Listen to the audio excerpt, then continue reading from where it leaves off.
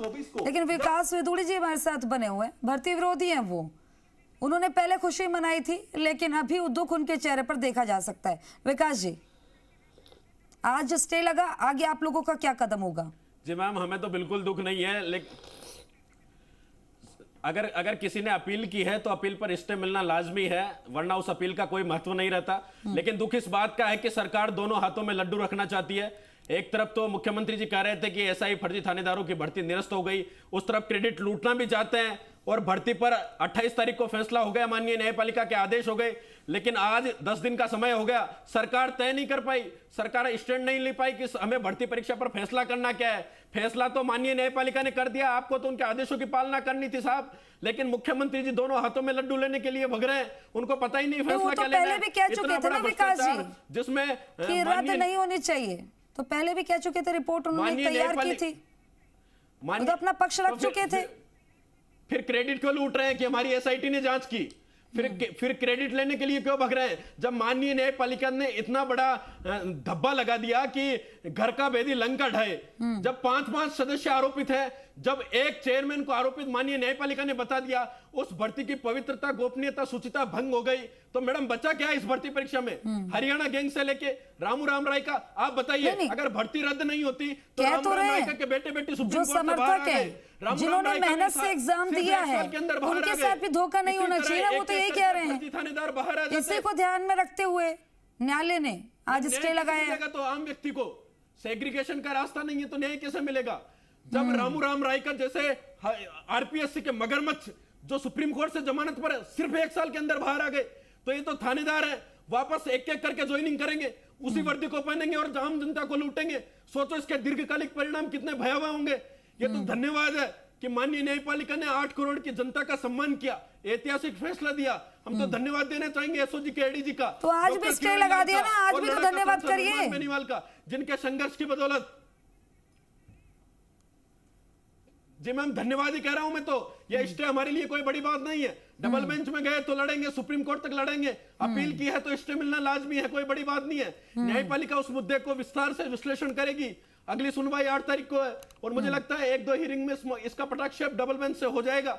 हम supreme court तक जाएंगे, अंतिम सांस तक लड़ेंगे, क्योंकि सरकार ने तो थूक कर चाट लिया, सरकार अपने दोहरे रवैये पे उतर आई। सरकार कहती थी एसआई भर्ती रद्द करेंगे, प्रीति शर्मा जी जवाब देंगे। प्रीति शर्मा जी, मैडम इन्होंने वादा किया था आरपीएससी। प्रीति शर्मा जी कुछ कहना चाह रही हैं आपकी बात पर? कि पेपर माफिया नहीं पकड़े गए हैं, हम भी यही कह रहे हैं कि पेपर माफिया को पकड़ना चाहिए, जांच को प्रभावी तरीके से करना चाहिए। पेपर माफिया अभी भी खुले में सांस ले रहा है, जो बड़े मगरमच्छ है वो अभी भी खुले में। पकड़ो ना मंजू शर्मा को, संगीता आर्य को बर्खास्त करो, इस्तीफे की मांग करो। संगीता आर्य कब जाएगी? उसके लिए अलग से ढोल पीटना पड़ेगा क्या? उसके लिए नगाड़े बाजे बजाने पड़ेंगे क्या? जब माननीय न्यायपालिका ने उसका नाम दे दिया संगीता आर्य का, अब किस बात का इंतजार है? मंजू शर्मा की पूछताछ क्यों नहीं हुई? इनकी गिरफ्तारी होनी चाहिए, पूछताछ तो नहीं, इनकी गिरफ्तारी होनी चाहिए। ऐसा ही भर्ती परीक्षा। बाकी मेहमानों को भी सुन लेते हैं। प्रीति शर्मा जी कुछ कहना चाह रही, बहुत देर से हाथ खड़ा करिए, सुन लीजिए उन्हें, सुन लीजिए। आपने सरकार पर इतने सारे आरोप मर दिए, तो सरकार की तरफ से जो प्रवक्ता उनको जवाब तो देने दीजिए। प्रीति शर्मा जी।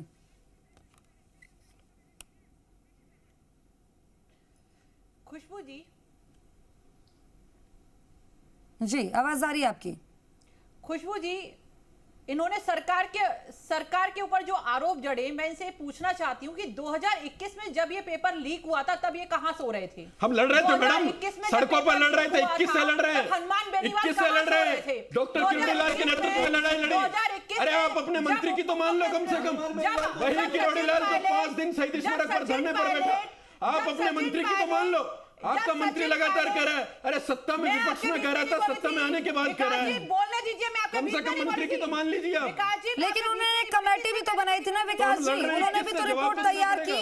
विकास जी एक एक करके रिपोर्ट बदल दी मैडम, रिपोर्ट तो बदल दी। जोगाराम जी कहते थे ऐतिहासिक फैसला देंगे, बयान क्यों नहीं आ रहा जोगाराम जी का? हम ऐतिहासिक फैसला देंगे, क्या हुआ? हफ्ते भर के अंदर गुड़ जूस देंगे, क्या हुआ? जजमेंट के बारे में पढ़ा क्या? आप क्या जानते हो? जजमेंट तो दे दिया ना, माननीय न्यायपालिका ने आदेश दिया सरकार को, सरकार को आदेशों की पालना करनी चाहिए। क्यों अवमानना कर रही है सरकार न्यायपालिका के आदेशों की? यहाँ बैठे हुए क्यों भड़का रहे हैं लोगों को? भड़का नहीं रहा, अभी न्याय की बात कर रहा हूँ, मैं 8 करोड़ आवाम की बात कर रहा हूँ। न्यायपालिका ने जो आदेश दिए वो सरासर सही है। न्यायपालिका का सम्मान करना चाहिए भारतीय जनता पार्टी को। मुख्यमंत्री जी ऐसे तो वाहवाही लूटते हैं, ऐसे वाहवाही लूटने से काम नहीं चलेगा। राजस्थान का कोई धड़ी धोरी नहीं है, कि फैसला तो लेकिन कोर्ट का है ना। कैसे पार पड़ेगी? आप बार बार विकास जी मुख्यमंत्री पर सीधा कटाक्ष कर रहे हैं, लेकिन फैसला तो कोर्ट का है। कोर्ट का फैसला तब आपको मान्य था, तो अब क्यों नहीं मान्य हो पा रहा है? अब तो सरकार हर बार पल्ला झाड़ती आई है कि मामला सब जुडिस था, हर बार हवाला देता है कि मामला सब जुडिस है, सब जुडिस है, सब जुडिस है। आज डबल बेंच में चला गया तो इसका हवाला दे दोगे आप, कल सुप्रीम कोर्ट में जाएगा तो आप सुप्रीम कोर्ट का हवाला दे दोगे। ऐसा चलिए एक एक करके अपनी बात कहिए, इस तरह से नहीं। चलेगी साहब, ठीक है, ठीक है विकास जी, आपकी बात के बीच में कोई नहीं आपको काट रहा था। अभी प्रीति जी को सुन लीजिए, फिर जवाब देना, पूरा मौका है आपके पास, बहुत वक्त है, आराम से जवाब दीजिएगा। प्रीति शर्मा जी, नतीजा है जो एक भर्ती परीक्षा की जांच तो सीबीआई से करवा लो कम से कम। 19 में से 17 पेपर लीक हो गए। अरे आपने वादा किया था, आपके नेता प्रतिपक्ष ने वादा किया था, आपके दो बीजेपी के प्रदेश अध्यक्ष ने वादा किया था, क्या हुआ आपके वादों का?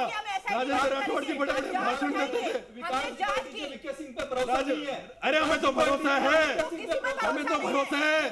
19 में से 17 पेपरों की एक की जांच लीक कर दी, बाकी की तो करवा लो। ठीक है, ठीक है प्रीति जी शांत हो जाइए। सत्येंद्र जी आप भी। विकास जी जब आपके पक्ष में फैसला आया, आप लोगों के आया, तब तो सर्वमान्य था। अब क्यों इतनी टीस हो रही है? अब 8 तारीख तक का क्यों नहीं इंतजार कर पा रहे हैं? अरे मैडम फैसला तो सर माथे है, लेकिन बीजेपी के नेता जो कहते थे कि न्यायपालिका का फैसला सर माथे रहेगा, वो नेता बदल गए, वो नेता अपनी बात से मुकर गए। प्रीति जी बीजेपी बदल गई क्या अपनी बातों से? तो साथ खड़ी है। आरोप लगा रहे हैं विकास जी, आप लोग अपनी बातों से पलट गए। ये बताओ ये किसने भंडाफोड़ कैसे हुआ? ये के घर से पेपर लीक कैसे हुआ? इस तरह से नहीं, इस तरह से नहीं। एक एक करके अपनी बात कहिए। विकास जी जब आरोप लगाए तो जवाब तो सुन लीजिए, इतना तो मत रखिए सुनने का। ठीक है प्रीति जी जल्दी से अपनी बात पूरी करिए।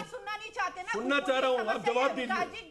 विकास जी को एडीजी पे भरोसा नहीं है, अरे हमने तो पूरा भरोसा नहीं है। एडीजी साहब तो हमारे मांग रहे आइकन बन गए, पूरे राजस्थान के आइडल बन गए, तो भरोसा नहीं है। ऐतिहासिक जांच की है, एडीजी साहब पे पूरा भरोसा है, लेकिन 19 में से 17 पेपर की तो आप कह रहे हो कि पेपर माफिया को पकड़ नहीं 17 पाए, पेपर लीक हुए, उनकी आप कह रहे हो पेपर माफिया को पकड़ नहीं पाए, तो ऐसे कैसे एडीजे विकास बन गए? कर तो रहे हैं, भर्ती निरस्त कर दी उसके बाद पकड़ रहे हैं। चलिए ठीक है संदीप जी की बारी अब। ठीक है संदीप जी, कांग्रेस सब राजनीतिक रोटियां सेक रही है, कांग्रेस सब आरोप लगा रही है, लेकिन सही तरीके से पेपर करा दिए होते उस वक्त 17 पेपर लीक नहीं होते तो शायद आज ये नौबत नहीं आती। किया क्या है संदीप जी? सरकार ने स्टैंड क्या लिया है? ठीक है प्रीति जी आप शांत हो जाइए, विकास जी आप भी और सत्येंद्र जी आप भी। अब सुन लीजिए संदीप जी। जो भी हमारे समय में अगर जो पेपर आउट हुए थे तो हमने तुरंत प्रभाव से रद्द किया। उनको मजदार में नहीं रखा, हमने नई भर्ती करवाई और 50,000 टीचर की भर्ती करवाई, और इसी मामले को लेकर